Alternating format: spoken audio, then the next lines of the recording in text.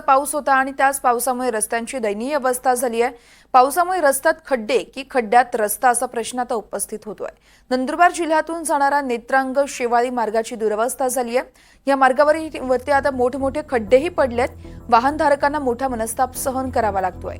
गुजरात आणि महाराष्ट्र राज्याला जोडणारा हा महत्त्वाचा मार्ग आहे आणि याच महामार्गावरती दररोज हजारोंच्या संख्येने वाहनं ये जा करतात, परंतु महामार्ग प्रशासनाकडून सर्रास दुर्लक्ष केलं जात आहे। वारंवार तक्रारी आणि निवेदन देऊन देखील प्रशासनाकडून कुठलीही दखल घेतली जातच नाहीये। या संदर्भात आढावा घेतला आमचे प्रतिनिधी प्रशांत झवेरी यांनी।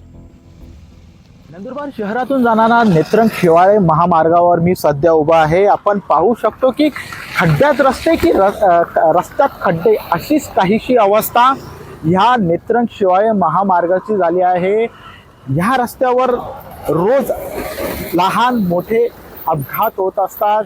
काहींना तर आपले प्राणही ह्या रस्त्यावर गमावले आहेत।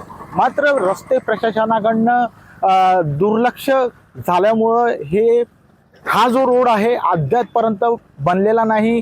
मात्र जो पहिला टप्पा आहे तो बनला आहे, मात्र दुसरा टप्पा जो आहे नंदुरबार ते तळोदा हा जो नेत्रंग शेवाळे महामार्ग आहे याला बनायला कुठेतरी दिरंगाई होत आहे आणि लवकरात लवकर या रस्त्याची डागडुगी करण्यात यावी किंवा लवकरात लवकर या रस्ता बनवण्यात यावा अशीच काहीशी मागणी आता नागरिकांकडनं आणि वाहनधारकांकडनं करण्यात येत आहे।